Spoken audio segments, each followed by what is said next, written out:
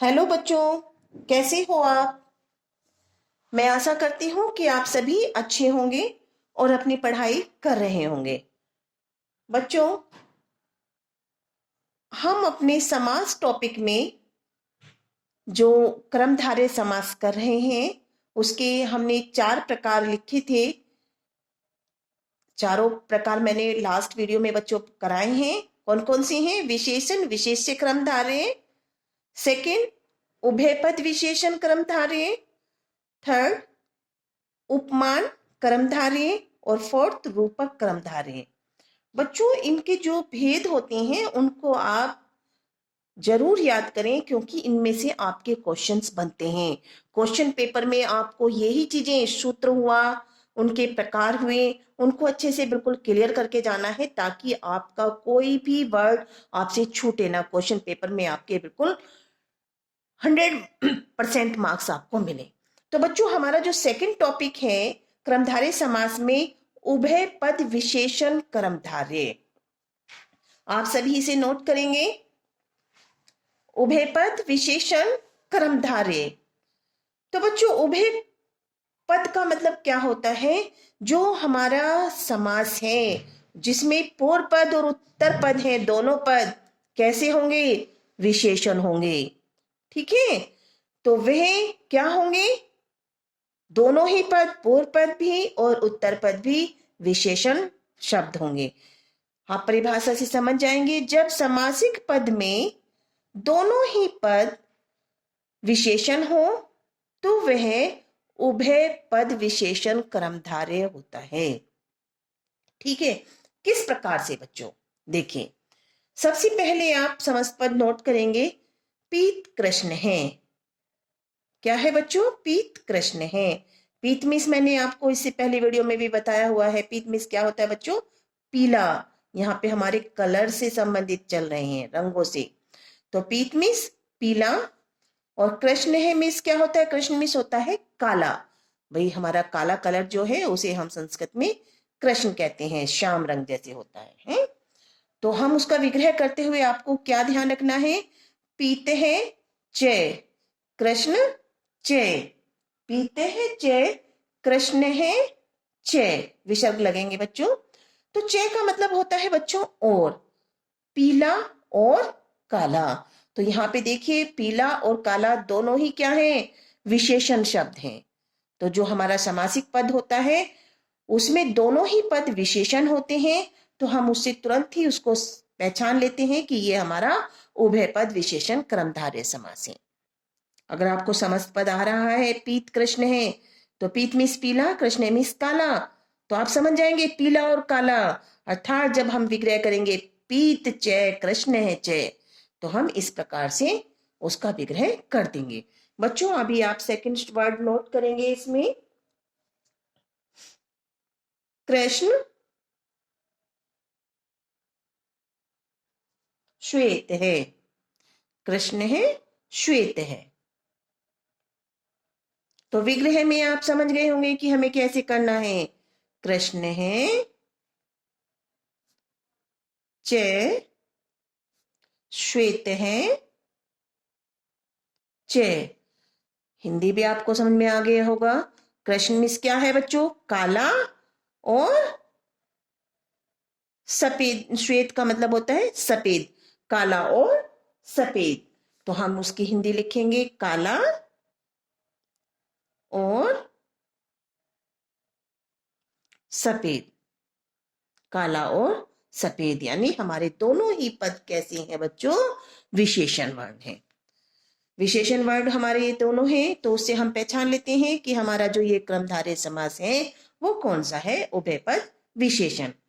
Third आप note कर लेंगे बच्चों, शीतोष्णम। कभी कभी ये वर्ड बहुत बार आया हुआ भी है, शीतोष्णम।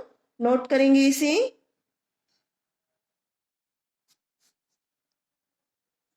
आप भाई देखिए, आपने विलोम शब्द पढ़ रखे होंगे तो आप तुरंत पता चल जाएगा बच्चों आपको वर्ड को देख के ही। शीत मिस कैसा होता है बताइए? शीत मिस कैसे होते हैं? भाई, शीत पड़ रही है, ठंडी ठंडी हवा चल रही है, शीतल हवा चल रही है, तो हमें शीत से तुरंत पता चल जाना चाहिए कि शीत मिस ठंडा है। तो उष्णम का मतलब क्या है? गर्म। ठीक है, तो यहाँ पे संधि हो रखी है शीतोष्णम। ठीक, तो हम जब विग्रह करेंगे तो कैसे लिखेंगे? लिखिए सभी बच्चे साथ के साथ ही उसे नोट करते रहेंगे। शीतनम च उष्णम च, ठंडा और गर्म, ठंडा और गर्म। तो ये हमारे दोनों पद ही इसमें हमारे विशेषण है, तो उससे हमें पता चल जाता है कि ये हमारा उभय पद विशेषण कर्मधारय है। अगर आपसे उभय पद विशेषण कर्मधारय की परिभाषा 2 नंबर में पूछी जाती है तो आप तुरंत बताएंगे कि जब समासिक पद में दोनों ही पद कैसे हों? विशेषण हो, तो वह उभय पद विशेषण कर्मधारय समास होता है। बच्चों अच्छे से बिल्कुल क्लियर समझ में आ गया होगा। आगे बच्चों हम देख रहे हैं अपना थर्ड, नोट करिए उपमान कर्मधारय, नोट करते रहेंगे उपमान कर्मधारय।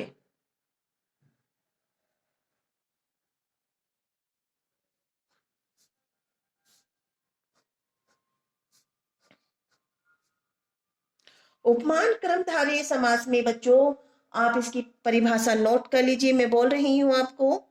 बच्चों जब समासिक पद में जो हमारा पूर्व पद है, नोट करिए, जब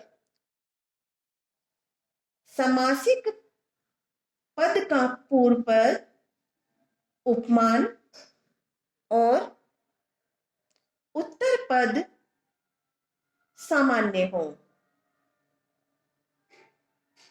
पूर्व पद उपमान और उत्तर पद सामान्य हो, तो वहां उपमान कर्मधारय समास होता है। भाई उपमा तो आप समझते होंगे कि उपमा क्या होती है, उपमान क्या होता है? जब हम किसी चीज की किसी से तुलना करते हैं, ठीक है। अभी हम उसको समझ लेंगे कि किस प्रकार से है। परिभाषा आपने लिख ली होगी बच्चों, मैं फिर रिपीट कर रही हूं, जिनका कुछ छूट गया हो उसे नोट कर लीजिए। जब समासिक पद का पूर्व पद उपमान और उत्तर पद सामान्य हो, तो वहां उपमान कर्मधारय होता है।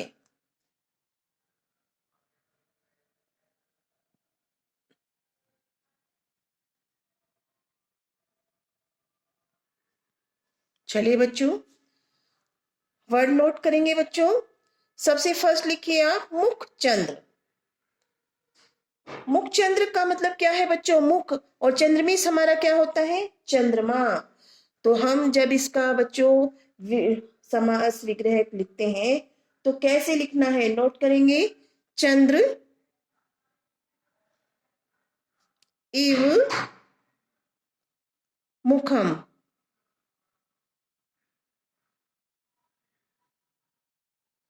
चंद्र इव मुखम अर्थात चंद्रमा के समान मुख है जिसका, यानी हमें यहाँ पर ये बताना है कि चंद्रमा के समान मुख।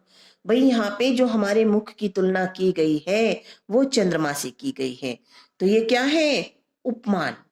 ठीक है, तो चंद्र इव मुखम यानी चंद्रमा के समान मुख।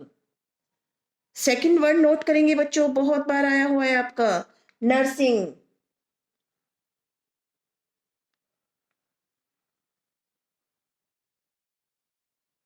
नरसिंह, नरसिंह कौन है? नरमिस क्या होता है बच्चों? मनुष्य। और सिंहमिस क्या होता है? शेर है। तो इसकी भी तुम कैसे लिखेंगे हम? नर एव सिंह, नर एव सिंह। हिंदी आप नोट कर लेंगे, नर सिंह के समान, नरसिंह के समान यानी जो मनुष्य है वो सिंह के समान है। ठीक है, तो ये चीजें आपको समझ में आ रही है बच्चों। एक वर्ड और नोट कर लीजिए बच्चों, घनश्याम।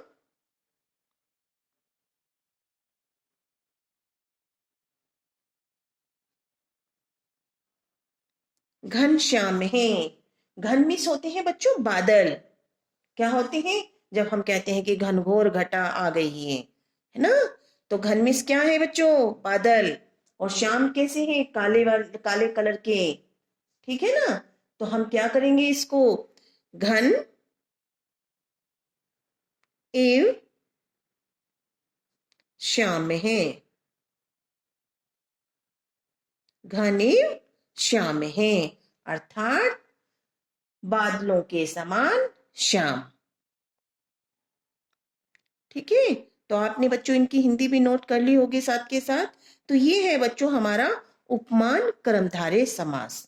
उपमान कर्मधारय समास में आपको उपमान से समझ में आ जाएगी, यानी पूर्व पद उपमान होगा और उत्तर पद हमारा सामान्य होगा। जैसे नर है, मनुष्य है, मुख है, भाई आम सभी के मुख होता है, घन, ठीक, बादलों के समान कौन है, शाम, तो घन बादलों के समान श्याम।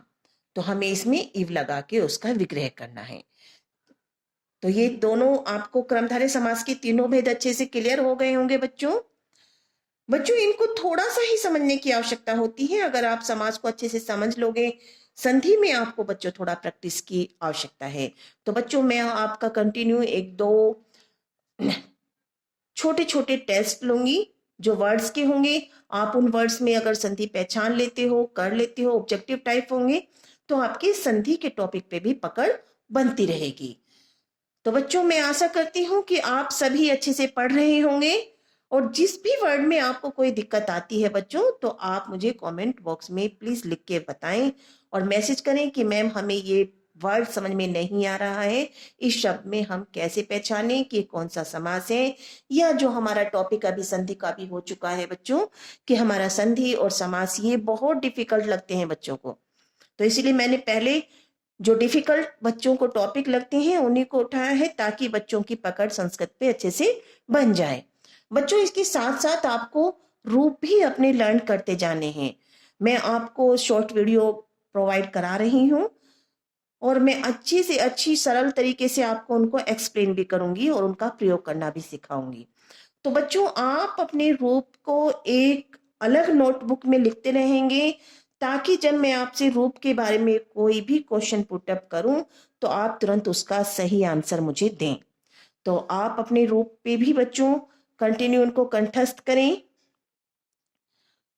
क्योंकि बच्चों हमारी जो संस्कृत होती है वो हमारे रूप पर ही डिपेंड करती है। तो जो हमारे संधि के टॉपिक हैं, समास के टॉपिक हैं, या जो थ्योरेटिकल टॉपिक हैं जिन्हें आप आसानी से कर सकते हो लर्न करके, वो मैं आपको बताती रहूंगी साथ के साथ। लेकिन बच्चों जो टॉपिक मैं आपको करा रही हूँ, तो प्लीज उन पे अपनी पकड़ बनाते रहिए, उन्हें लर्न करिए, क्योंकि इतना टाइम आपके पास नहीं है कि आप उनको बार बार रिवाइज ना करोगे तो उनको क्या होगा बच्चों, वो आपसे छूट जाएंगे टॉपिक्स। चलिए बच्चों मैं आशा करती हूँ सबको टॉपिक समझ में आ गया होगा। तो प्लीज आप मेरे चैनल को सब्सक्राइब करें, और जो आपके फ्रेंड सर्कल में आपके दोस्त हैं भाई, जो कहीं अदर रिलेशन में भी हैं, तो उनको भी वीडियो शेयर करें और उनको बताएं कि आप इस चैनल से पढ़िए, उनको आसानी से संस्कृत समझ में आ जाएगी। थैंक यू बच्चों।